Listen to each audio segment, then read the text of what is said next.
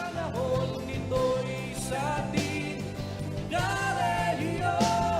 Umukit ka ng bagong tadhana, yakapin ang pagkakataon.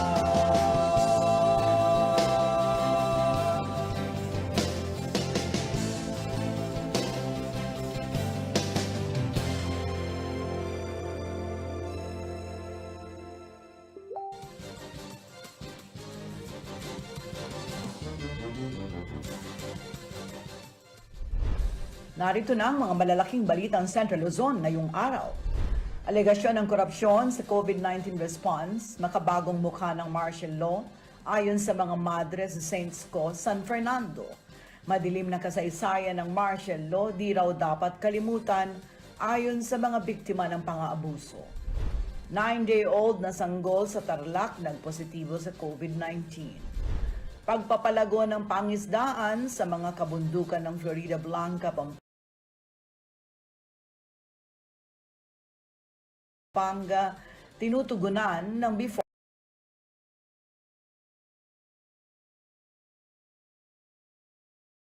Region 3 at Miss Universe Philippines Angeles City. Ebinida ang mga Kapampangan designers sa kanyang mga kasuotan.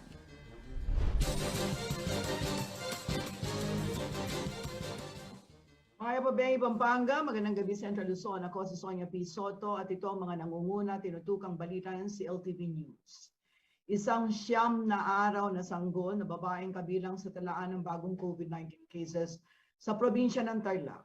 Asymptomatic o wala namang ipinakikitang flu-like symptoms ang sanggol na under health monitoring pa rin habang naka-quarantine o quarantine. Si Rainiel Pawid ang may report.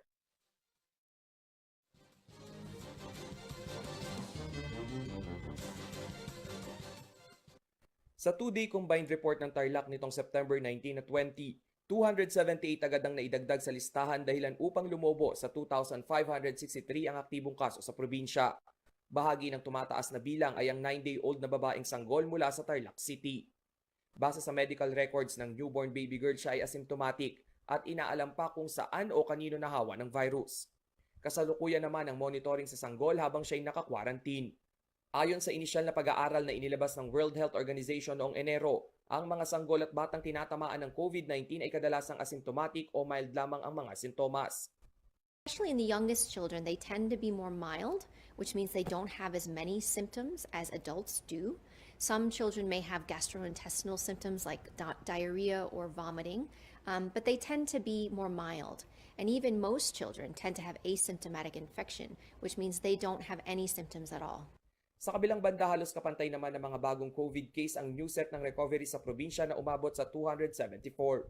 Habang isang 72-year-old na babae naman mula pa rin sa Tarlac City ang binawian naman ng buhay dahil sa coronavirus. Nais mang madaliin ng Provincial IATF ang rollout ng bakuna kontra COVID, hindi pa rin sapat ang supply mula sa national government upang maturukan ang lahat ng Tarlacenyong nais makatanggap ng bakuna. A1 to A5 po ang kino-cover na natin, lalong-lalo na sa mga senior citizen. Kahit po meron tayong mga malalaking bakunahan sites gaya ng SM Tarlac City, Tarlac Provincial Hospital, napansin ko na marami ang hindi nakakapunta, lalong-lalo na sa ating mga senior citizens or yung mga PWDs natin dahil mahirap pang lumakbay. So, we've been doing bakuna sa barangay more than a month already. Sa huling COVID vaccine report ng probinsya, 167,745 na Tarlacenyo na ang fully vaccinated. Nasa 16% pa lamang ito ng higit 1 milyong populasyon na dapat bakunahan. 260,857 naman ang nakatanggap na ng unang dose ng vaccine. Umabot na rin sa 15,043 ang confirmed total cases ng COVID sa buong probinsya ng Tarlac. 17.04% o 2,563 sa bilang ay aktibong kaso. 481 naman ang namatay at 11,999 ang gumaling na. Hanggang sa katapusan ng buwan ay iiral ang General Community Quarantine sa Tarlac Province. Rainiel Pawid, CLTV News. Target ngayon ng Bureau of Fisheries and Aquatic Resources Region 3 na higit na pagyamanin ng mga ilog na nasa highland area ng Florida Blanca, Pampanga. Ito hindi lamang upang maiwasan ang local migration ng mga katutubo dahil sa kakulangan ng kabuhayan, kundi upang protektahan na rin ang kanilang kultura at tradisyon. May detalye si Paulo G. Santos.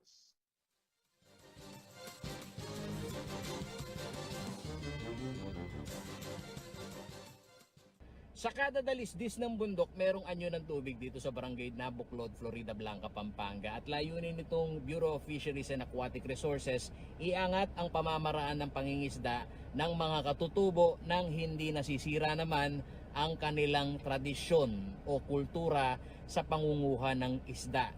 At sa pamamagitan umano nitong programang isinusulong nila na buhayin itong mga anyo ng tubig at bigyan ng mga isda, payamanin ito. Ang target ngayon ng BIFAR ay ang koordinasyon na rin ng lokal na pamahalaan, partikular na itong mga tinatawag na ancestral domain dito sa area ng Florida Blanca, Pampanga. Kilalang pasyalan ng Barangay Nabuclod dito sa Florida Blanca, Pampanga bago pa man ang pandemya. Mula sa berdeng kabundukan, abot tanaw ang malawak na kapatagan ng probinsya ng Pampanga. Sa lupain dito at sa mga batis, kumukuha ng ikinabubuhay ang mga katutubong Aita. Pagtatanim lang po, sir. Katapos po, katapos po nagtanim, pupunta po ng ilog, mangingisda. Yun po yung ano po ng mga Aita po dito. Yun po yung mga pinupuntahan po ng mga Aita po dito, sir. Dahil pansamantalang nahinto ang turismo sa lugar bunsod ng COVID-19, mainam na magpatuloy naman ang tradisyonal na kabuhayan ng mga katutubo sa Nabuclod, ayon kay Nicomedes Wamil, ang Provincial Fisheries Officer ng Pampanga. Gusto kasi nating buhayin yung kailugan nila. Kasabay na rin din yung binibigyan natin sila ng pagkakataong mangisda na sustainable. Ibig sabihin, hindi nila nakukuha lahat ng isda. Napipili natin yung malalaki lang. Isa raw sa programa ng Bureau of Fisheries and Aquatic Resources o BIFAR Region 3 ang pagbibigay kagamitan sa mga katutubo upang maparami pa ang aning yamang tubig sa kanilang lugar. Ito yung actual design nila. Sila mismo yung gumawa nito, actually sa kabilang barangay. Ngayon, nagpagawa tayo sa baba kasi hindi nila kayang paramihin yung paggawa. In-improve lang natin yung design kasi ito, dumudulas yung bala. Kadalasan dumudulas yung bala. Ito, ginawa natin, mas secure yung bala, hindi siya kakalas. Yung kalabitan niya, bakal na, para mas matibay. So, parehong pana, nagkaiba lang ng kalabitan, pero pareho lang naman yung magiging purpose or yung epekto. Bukod dito ay may ibinigay na rin na fishnet na maglilimita naman sa sukat ng mga isdang pinahihintulutang hulihin sa ilog. Ayon sa BIFAR, ayaw nilang malihis ang interes ng mga katutubo o ang hindi maiiwasang local migration dahil sa kawalan ng kabuhayan. Kaya bahagi umano ng kanilang pagsusumikap ay magkaroon ng sustainability ang fishing ground sa highlands ng ancestral domain ng mga katutubo. Nag-identify kami ng fish pond, kaya lang wala pa kami makita na lugar. So ang pinapaganda natin o hinuhulugan natin is yung kailugan. Sa ilog ng Pau at Asin ang dalawang malaking anyong tubig sa bulubundukin ng Barangay Nabuclod, Florida Blanca, Pampanga.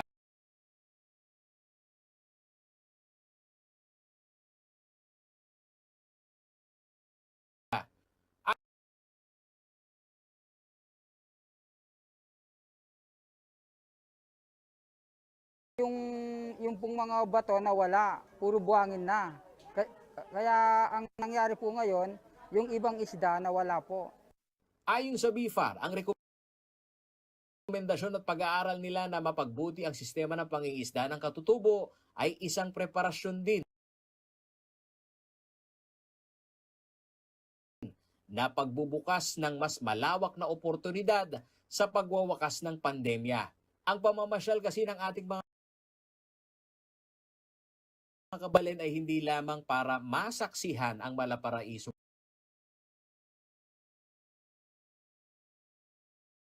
lugar, kundi pati na ang matunghayan ang payak at makulay na kultura ng mga katutubong namumuhay sa kabundukan. Paulo G. Santos, CLTV News.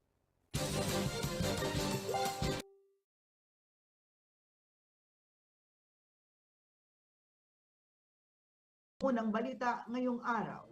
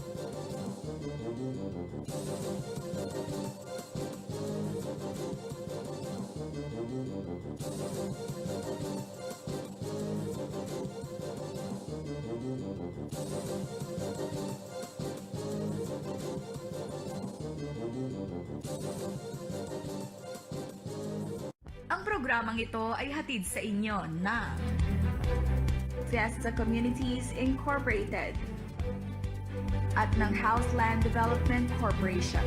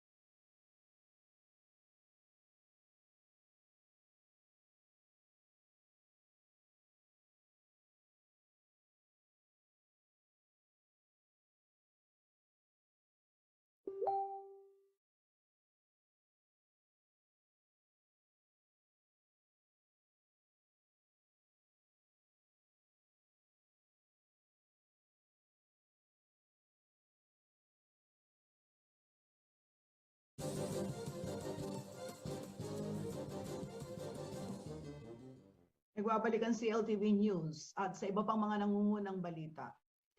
Idinaan sa isang noise barrage ng mga madre at empleyado ng St. Scholastica's Academy sa San Fernando, Pampanga ang kanilang panawagan sa gobyerno na matuldukan ang issue ng korupsyon lalo na ngayong pandemya.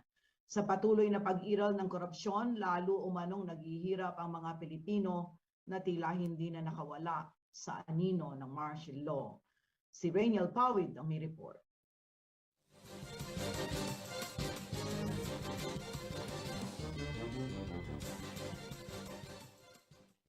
Isang noise barrage ang isinagawa ng mga madre at empleyado ng St. Scholastica's Academy sa siyudad San Fernando, Pampanga.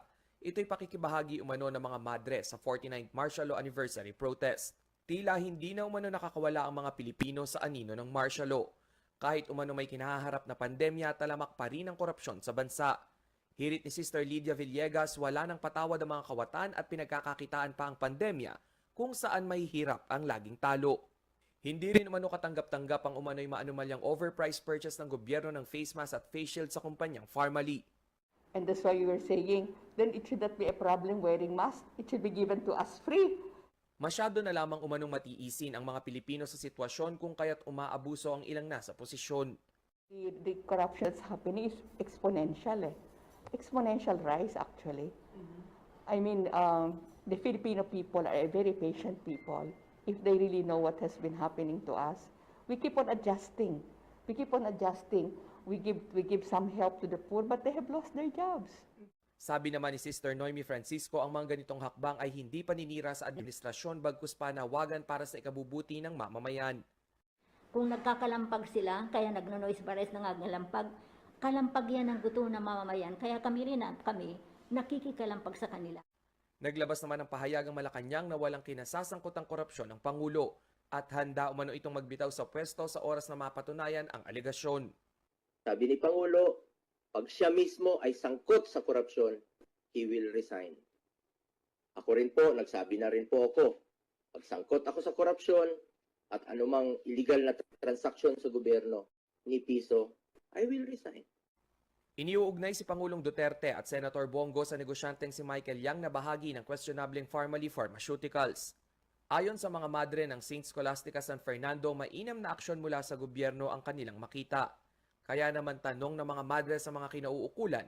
Tapos ngayon hindi ko alam kung itong mga lockdown na ito ay also strategy para hindi makapagkampanya ang mga tao. Kasi bakit nagpirma, na bakit nagsabi ang presidente na state of calamity hanggang September of 2022? Sa kabilang banda, maglilimang dekada na ang lumipas mula noong ideklara ang martial law. Subalit nananatiling sariwa sa alaala ng mga biktima ang kalupitang sinapit sa ilalim ng kamay na bakal ng rehimeng Ferdinand Marcos. Ayon sa Dark Legacy Human Rights Under the Marcos Regime account ni Alfred Macoy, sa panahong iyon talamak ang paglabag sa karapatang pantao. Kabilang na ang iligal na pang-aaresto,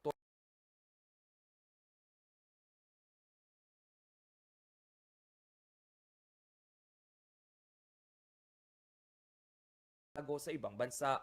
Kabilang na riyan ang mga alahas, korporasyon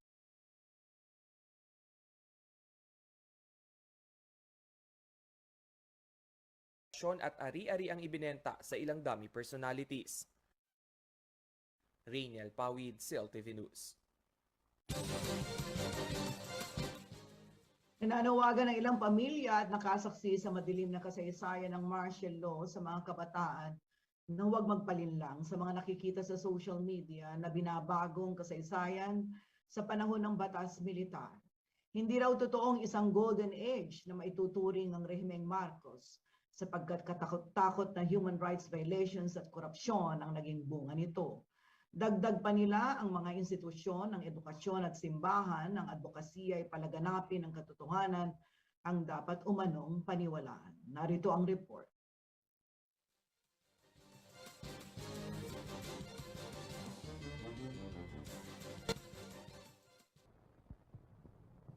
My countrymen, as of the 21st of this month, I signed Proclamation number 1081, placing the entire Philippines under martial law. Ika-21 ng Setyembre taong 1972, nang ideklara ni dating Pangulo at diktador na si Ferdinand Marcos Sr. ang batas militar. Ayon sa mga historians at nakaranas ng martial law, paraan daw ito ni Marcos para manatili sa poder ng kapangyarihan. Makalipas ang 49 na taon, sariwa pa rin sa mga naging biktima ng human rights violation ang sakit na dinulot ng rehimeng Marcos. Isa sa mga dinukot at hindi na lumitaw noong panahon ng batas militar ang mongheng si Don Carlos Tayag mula sa Angeles City. Ayon sa kanyang kapatid na si Nick Tayag, hindi mabubura ang kanilang pighati at pangungulila sa kapatid na isang monghe na dinukot di umano ng militar noong August 27, 1976.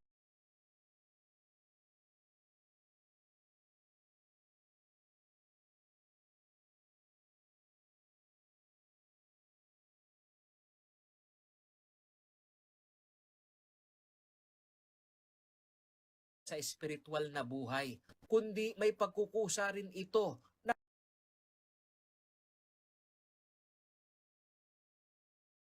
pagmalasakitan ang mga miyembro ng komunidad. Ayon kay Nick Tayag, maaring paghambingin ang senaryo noon at ngayon dahil sa takot na magsalita laban sa mga may kapangyarihan. Hiling nila sa mga institusyon gaya ng simbahan na may integridad na magpatotoo sa totoong mukha ng martial law ay magsagawa ng komprehensibong programa na tapatan ang mga social media influencer na iniiba ang kasaysayan. I want them to be the one who will speak out kasi wala ng institutions na sumasalungat sa powers that be. Ang church is the only remaining institution which is credible na pwede magsalita. Isang misyonaryo rin noong panahon ng batas militar si Sister Cecil Ruiz na miyembro ng human rights group na Karapatan Central Luzon. Sa pagiging lingkod simbahan at komunidad umano niya, nasaksihan niya ang pang-aalipusta sa karapatan ng mga katutubo at mga magsasaka noong batas militar. Former Bishop Labayen, doon ko naranasan talaga yung hirap ng mga magsasaka, mga mangingisda at mga katutubo. Kasi nakapunta ako sa mga bahay-bahay nila at nakausap ko yung mga tao. Buo ang pag-asa ni Sister Ruiz na mulat ang Pilipino sa intensyon ng administrasyon ngayon na burahin ang madilim na kasaysayan ng martial law. Dahil sa salita pa mismo umano ni Presidente Rodrigo Duterte, iniidolo ang isang diktador na pangulo. Walan ng pag-asa. Kaya may pag-asa pa tayo na mababago ang ating sitwasyon. Pero sana ang mga leaders natin, ang tulad ni Duterte na nagiging diktador at mas diktador pa kaysa sa Marcos ay mapalitan na. At wakasan na ang kanilang pagiging diktador. Salamat po. Magkuha na lang po ako ng mga... Panawagan ng mga naging biktima ng pandarahas ng batas militar ni Marcos, huwag sanang kalimutan at huwag hayaang maulit na bumalik ang Pilipinas sa madilim na kasaysayan. Paulo G. Santos, CLTV News.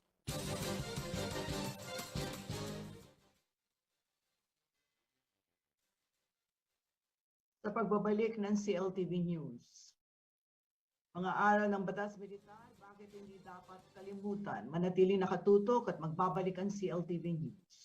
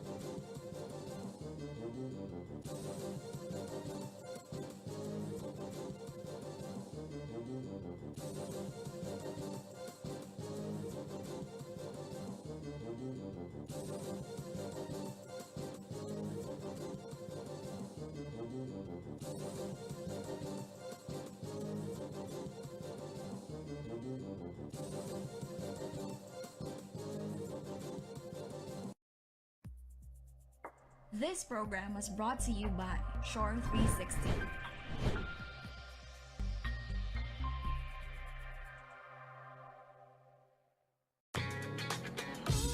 The all-new Ford Territory is stunning from every impressive design that is distinctively Ford. With 18-inch wheels, spacious interior, and a panoramic moonroof. The all-new Ford Territory. Own the moment.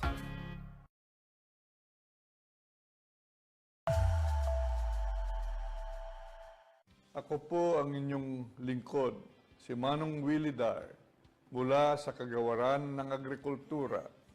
Akin po kayong inaanyayahan na tumutok sa Agri-Balita, Central Luzon, dito sa CLTV 36 upang maging updated sa mga balitang magsasaka at mangingisda.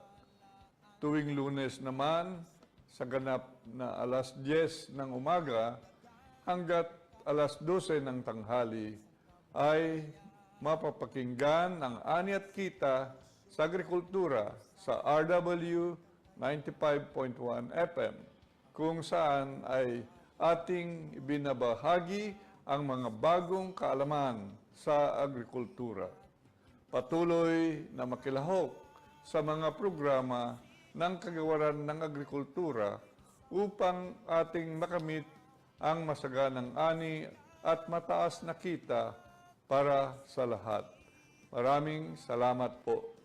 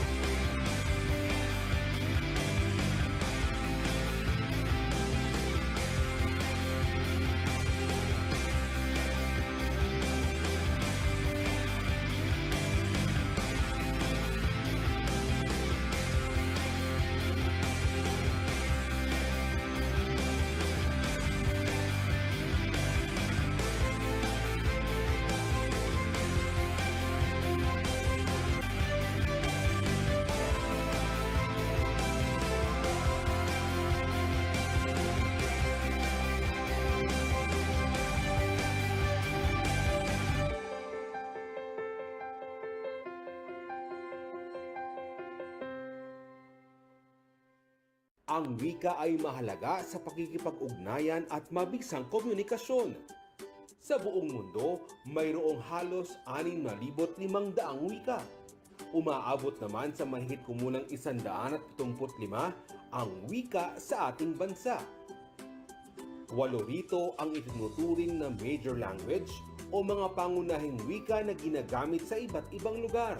At kabilang sa mga pangunahing wika ay ginagamit sa mga lalawigan ng Gitnang Luzon. Gaya sa Pampanga, kung saan maririnig ang Kapampangan. Maya Paba, kumusta? Malaus Kopo. Mangantana. Sa Tarlac, Bataan at Bulacan, may mga nagsasalita rin ng Kapampangan. Habang sa Nueva Ecija at Zambales, maririnig ang Ilocano at Sambal. Ay ayaten ka. Naku, salamat. Kasiguranin naman ang wika sa bayan ng Kasiguran sa Aurora at wikang agta ang ginagamit ng mga katutubo sa mga bulubudtong lugar. Habang Tagalog pa rin ang pangunahing wika sa Bulacan, maging sa Bataan, Nueva Ecija, Zambales at Aurora. Ang mga wikang maririnig sa Central Luzon ay bahagi ng ating kultura, kaya dapat natin itong pahalagahan, mahalin at ipagmalaki. Sila ang ating mga frontliner, tinuturing na bayaning sumusugod, at nagpapagod para sa kaligtasan ng sambayanan. Ito po si Justin Dizon. Ako si Paolo G. Santos. Daniel Pawi, CLTV News.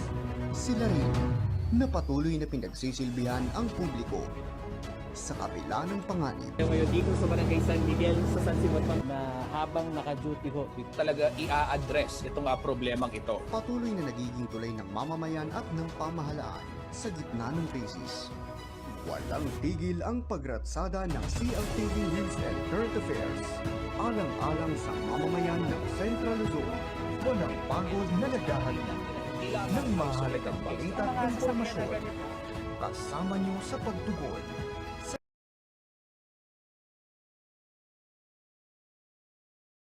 sa tawag ng panahon. Ito ang CLTV News and Current Affairs. Pinagkakatiwalaang puwersa sa lokal na pagbabalita. Kabalikat sa serbisyo publiko. Kakampi ng mamamayan ng Central Luzon.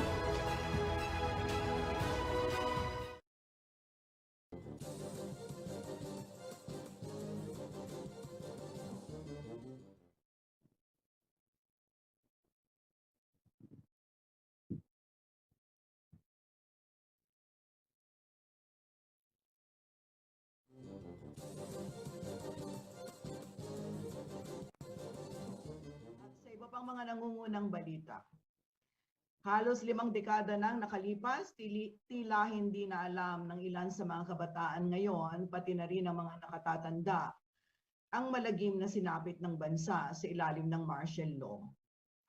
Sa social media, iba't ibang disinformation o peking balita ang nagkalat na animoy naglalarawan sa martial law bilang isang mabuting bahagi ng ating kasaysayan. Upang higit na pag-usapan ang mga aral ng batas militar at kung bakit hindi ito dapat kalimutan, makakasama natin ngayon si Professor Roland Simbolan, isang UP professor sa mahabang panahon at Vice Chair sa kasalukuyan ng Center for People's Empowerment in Governance. Magandang gabi sa iyo, Professor Roland Simbolan. Magandang gabi rin, Sonia, at magandang gabi rin sa inyong mga taga-subaybay. Prof, 49 years na no, simula nung ideklara ang martial law. So sa isang taon, 50 years na yan. Napakatagal, ano? Napakatagal ng panahon. Ang haba-haba na nitong kasaysayan na ito. Pero maraming mga bagay na hindi natin malilimutan, lalo na siguro ikaw dahil apektado ang buong pamilya mo sa deklarasyon ng martial law. Pwede bang magtanong ako sa iyo ng mga personal na bagay, halimbawa kung paano binago ng martial law ang buhay mo at ng inyong buong pamilya. Alam ko ang family mo, one way or the other, you got involved in political activism, kayo magkakapatid. Please tell us your story, Prof. Yeah. Well, yung aking yung aming pamilya maraming naapekto kasi yung father namin na isang retired military officer, no? In fact, siya noon, colonel, no? Retired colonel. Retire lang niya actually. At dati siyang nagturo sa Philippine Military Academy. Hindi niya kasi hindi siya sang-ayon sa mga ginagawang mga patakaran ni Marcos, lalo na yung naging trend, no, na mag-impose ng martial law, no? At dahil doon, isa siya sa ilang mga military officers na openly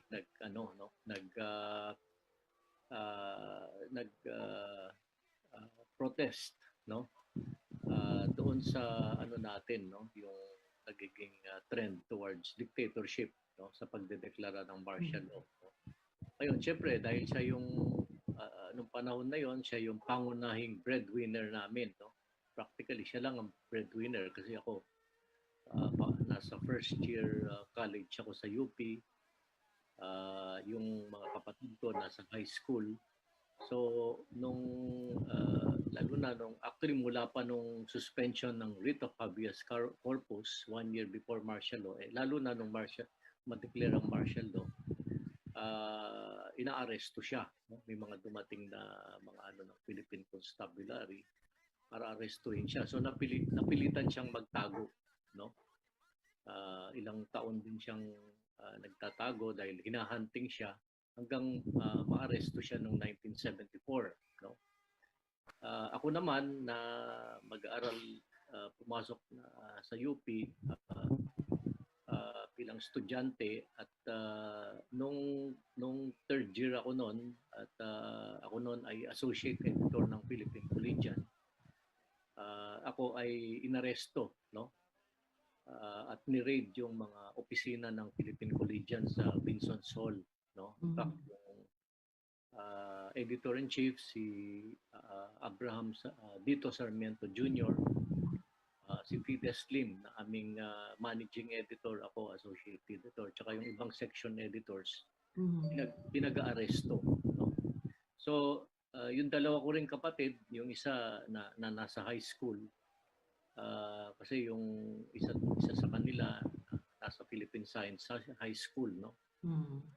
Well, siya rin ay pinick up, no, para for questioning, although hindi siya matagal na inaresto. Pero ako, all in all, nung inaresto ako, umabot siguro ng 1 year and 2 months, no, yung pagka-aresto ko nung martial law. Dahil lang sa aking pagiging associate editor ng Philippine Collegian. Medyo mahirap din ang pinagdaanan ng inyong pamilya, kapatid, at ang inyong ama mismo ay na-survive yung dark years ng martial law. Paano, how did you survive? Well, nag-survive kami dahil unang-una, marami kaming mga yung mga kamag-anak namin, no, na nandito at saka abroad. Somehow tumulong sa amin, no? Tapos ako naman, nung panahon na yon at lalo na nung estudyante pa ako, naging working student, no? Naging working student ako, in fact. Part-time student assistant ako. Tapos nung pag-summer, nagtrabaho ako doon sa accounting office ng aming tsuhin, no, na merong accounting office noon dyan sa Romero Sala Street sa Maynila, no. So ako practically ang tumulong na breadwinner kasi yung father namin, bagamat ang father namin noon ay nakakatanggap pa ng pension, no, retired officer siya, armed forces, pero kasi nung lumipat kami sa Maynila, matapos siyang mag-retire sa Philippine Military Academy bilang professor doon, siya ay nagturo sa Ateneo, no? Yun ang naging parang means of livelihood namin. Bukod sa kanyang maliit na pensyon noon, galing sa armed forces dahil sa kanyang serbisyo. Okay. Nabasa ko yung mga post nyo sa FB kaugnay ng martial law. Mga bagay na hindi natin dapat kalimutan, mga bagay na hindi na dapat maulit. Meron kayong binabanggit na malaking papel ng sistema ng edukasyon o yung laman ng edukasyon para nang sa ganon ang mga kabataan ay hindi malilimutan ang mga aral ng martial law. Meron kayong mga binabanggit na historical revisionism. Anong ibig sabihin ng historical revisionism? Anong binabago sa kasalukuyan, sa kasaysayan sa panahon ng martial law na sa palagay ninyo hindi dapat nangyayari? Kung nagiging bahagi ng edukasyon o itinuturo sa mga kabataan, sa mga paaralan, yung totoong nangyari noon, Professor? Well, yung historical revisionism, sa simpleng salita, ang ibig sabihin binabago o binabaluktot yung katotohanan ukol sa nakaraan dahil lamang marami sa kasalukuyang henerasyon hindi nila personal na naranasan o na witness yung nangyari noon, no? Kaya lalo na ngayon sa panahon ng social media, kung may meron kang pera at makakabili ka ng mga nagpapatakbo ng troll farms, no? Pwede nilang palaganapin ang kabaligtaran. Katulad ng ginagawa ng mga Marcos family ngayon dahil marami silang pera na winaldas, no? Proven na winaldas nila ng diktador pa si Marcos. Yan ang ginagamit nila, kaya in politics pa rin sila hanggang ngayon, no? Pero ngayon ginagamit nila yan para burahin yung nangyari. Kumbaga sa ano yan, kasi hindi naman bago itong tinatawag na historical revisionism. Halimbawa, yung nangyaring Holocaust kung saan 6 million Jews, no, ay pinatay ni Hitler. Merong mga tao or may mga ilang racist na racist, no, na gustong sabihin nagpapalaganap na hindi nangyari yon, no, yung extermination ng Jews, no. In the same way as halimbawa sa Japan, meron hanggang ngayon merong mga ilang mga militarista o sympathizer ng militarista ng Hapon nung inoccupy tayo at inoccupy yung maraming Southeast Asian countries. Sinasabi nila na hindi totoo na naganap yung mga atrocities ng Japanese dito sa Philippines so pati sa textbooks yun ang problema sa sa Japan hanggang ngayon kasi yung educational system nila napaka-konserbatibo, kaya walang binabanggit tungkol doon sa atrocities na ginawa ng Hapon dito. Ang sinasabi lang, nagkagera ng Japan laban sa mga bansang ito. So ngayon merong ganun talagang intention, no, intentional na ginagawa, no, lalo na yung Marcos family at ilang mga supporters nila kasi marami silang pera no, maraming pera, no, malinaw yon. Pero talagang sinasadya nilang gawin para baguhin yung ito ay sa kabila ng mga lumabas ng mula kasi since 49 years ago, marami nang lumabas na mga scholarly writings ng mga tayuang scholar tsaka mga Pilipino tungkol sa naganap, kung saan dinocument talaga nila, no, may mga interviews ganon, dokumento, reports, no, nung nangyari talaga. Kaya hindi makakailana yan, no, hindi mahirap kasing yan. Kaya lang ang problema sa atin, sa ating basic education, yung ating curriculum, no, lalo na sa public high school and elementary, parang pinapasaran lang yung ng Marcos administration, as if in fact minsan sinasabi pa na napakaganda dahil ang dami daw ginawang daan. Siyempre 20 years in power compared to 4 years yung ibang presidente or 8 years maximum under the Constitution. Kasi Marcos kasi nag-ano siya nagtayo ng dictatorship, pinahaba niya ito up to. Siyempre mas marami kang daan magagawa, pero ang hindi nila sinasabi ay yung mga projects na yon, sa bawat project maraming kickback, no, maraming commission. Kaya nga yung estimate ng Transparency International sa Germany ang nakulimbat ni Marcos, no, ini-estimate nila umabot ng $10 billion, no, at classified siya as the second most corrupt leader in the world, second only to General Suharto ng Indonesia. Dahil si General Suharto, military dictator ng Indonesia mula 1965 hanggang 1997, no. Pero si Marcos, second siyang most corrupt dahil mas maikli yung kanyang panahon na pagiging diktador compared kay General Suharto, no?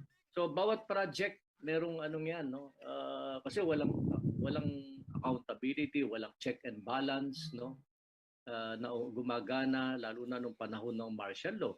Ang gumagawa ng mga batas, lahat ng mga batas practically si Marcos, yung presidential decrees niya, orders of instruction, tapos meron silang tinayong batasang pambansa pero practically rubber stamp lang yon. Para yung mga presidential decrees lalagyan ng kunwari semblance na batas batay dun sa presidential decree na yon.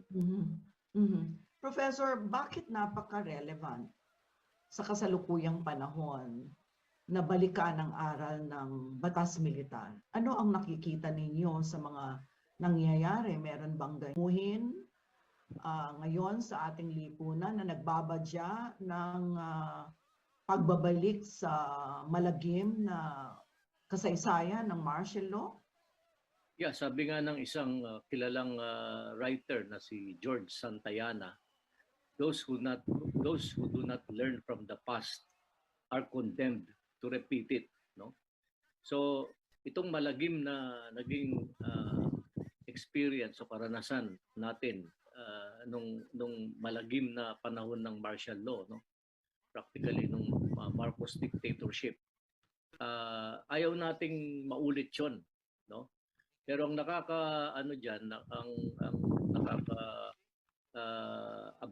ngayon, parang worrying, no? Yung merong mga tendensya yung kasalukuyang administrasyon patungo doon sa pagbabalik ng panahon ng diktadoryang Marcos.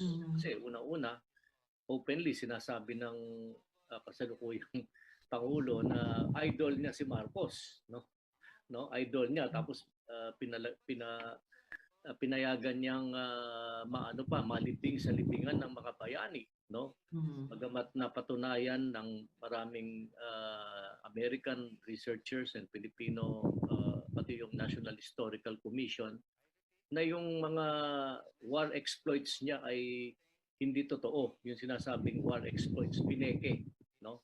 Tapos marami siyang ginawang pinsala sa maraming mamamayan, no, sa kanilang pamumuhay, no, sa pamagitan ng paglabag sa kanilang karapatan, no, at ganun din paglabag sa karapatan ng buong bansa, no, noong panahon ng diktadurang Marcos.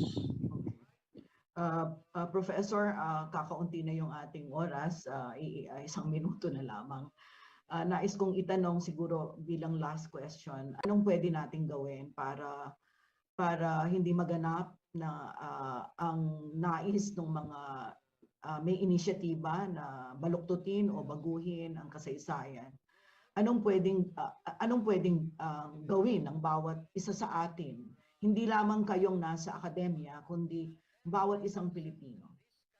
Well, unang-una kasi importante na malaman natin ang talagang nangyayari, no, sa pamagitan ng pananaliksik at mga sinulat ng mga gumawa nag-document talaga. At maganda rin naman na sa kasalukuyan ang UP system ngayon, no, na simula kahapon September 20 hanggang sa Biyernes September 24, merong serye, no, buong umaga, actually 9 to 12, no, kung saan yung mga pangunahing scholar ng UP at mananaliksik ay nagpepresenta ng iba't ibang aspeto ng naganap ng martial law. Okay. So ongoing ito, tapos yung record ng seryeng yon, no, bali 5 parts siya, no, nakalagay sa YouTube. Yung kahapon at ngayon, kaninang umaga, nasa YouTube na. So yung mga pangunahing scholar ukol sa martial law at kung ano ang nangyari ukol sa ekonomiya, sa politika, karapatang pantao, sila ang mga resource person. So importante yon. Pangalawa, nandyan yung challenge na sa ating mga curriculum, no, at mga aklat, lalo na sa basic education, namely high school and elementary, talagang mailagay na, no, o ma-revise para ilagay yung katotohanang nangyari. Kasi importante yun eh, hindi pwedeng pasadahan na lang ang martial law as if hindi nagpinsala, no, malaking pinsala at setback sa ating bansa yung panahong iyon. Okay. Maraming salamat sa inyong pagbabahagi ng inyong personal na karanasan at mga insights kaugnay ng martial law, Professor Roland Simbulan. Mag-iingat po kayo sa COVID at syempre sa mga nangyayaring harassment sa ating paligid. Thank you very much, Professor Simbulan. Maraming salamat din sa pagkakataon. Proudly Kapampangan ang mga suot ng ating pambato sa Miss Universe Philippines 2021 na kasalukuyang nakababol ngayon sa loob ng Clark.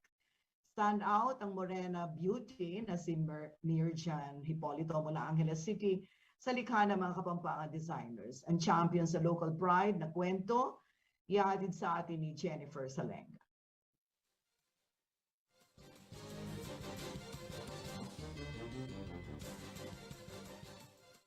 Confidently beautiful ang ating pambato na si Mirjan Hipolito mula Angeles City para sa Miss Universe Philippines 2021. Ang kandidata ay kasalukuyang naka-lock-in sa kanilang pageant bubble sa Clark, Pampanga kasama ang top 30. Sa Instagram account ni Hipolito, iba't ibang kasuotan ang kanyang i-showcase na gawa ng ating Kabalen designers. Lumutang ang ganda ng ating pambato sa all-white suit na ito na gawa ni Mitch Viray at styled by JD Herrera at Leira Bognot. Proud na proud ding ibinida ni Hipolito ang Kapampangan culture while looking stunning sa kanyang Pidayit attire na ito.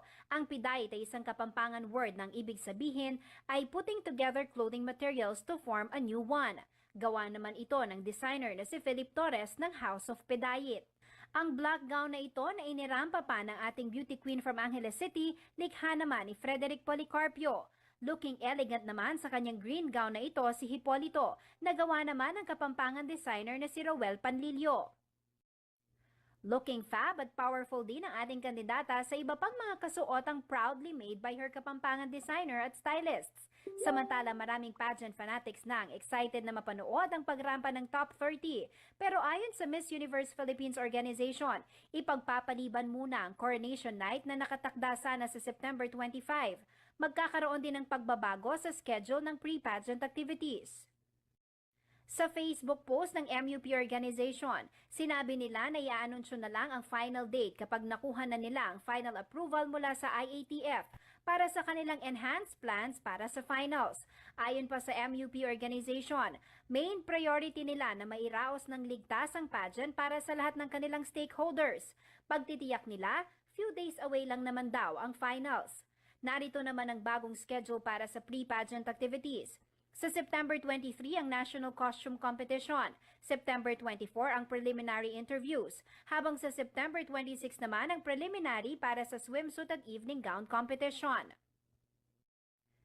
Samantala mula sa 30, 28 candidates na lang ang maglalaban para sa corona matapos mag-withdraw sa kompetisyon ang representative ng Zambales na si Joanna Marie Rabe dahil sa dengue. Nagpositibo naman sa COVID-19 si Ibon Ortega ng Davao City. Jennifer Salenga, CLTV News.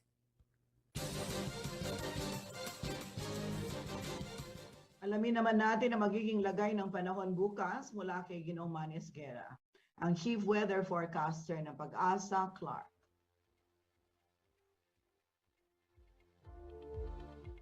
Magandang gabi po. Narito po ang magiging taya ng ating panahon sa susunod na 24 oras.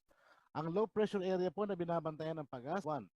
Ito po ay nakapaloob pa rin sa tinatawag nating Intertropical Convergence Zone o ITCZ na nakakaapekto naman dito sa may Southern Luzon, Visayas at Mindanao.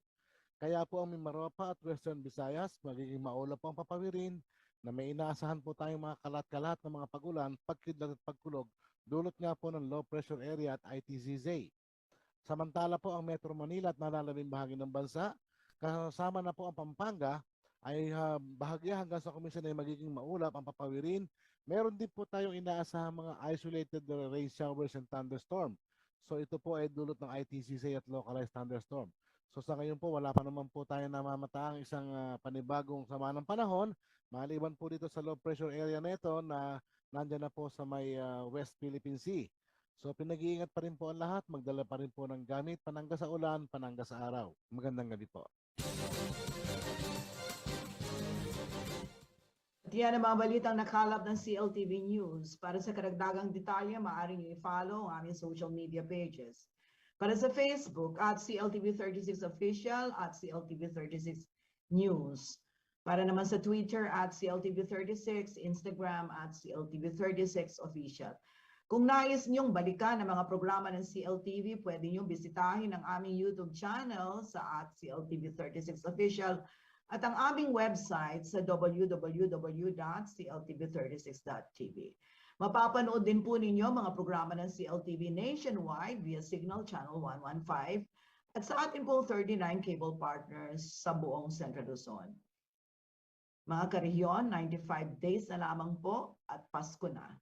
Sa kabila ng nararanasan nating pandemya, naway madama pa rin natin ang diwa ng Pasko na tigib ng pag-asa. Kasama ang buong puwersa ng CLTV News and Current Affairs, ako po si Sonia P. Soto. Maraming salamat. Stay safe, mga karehiyon.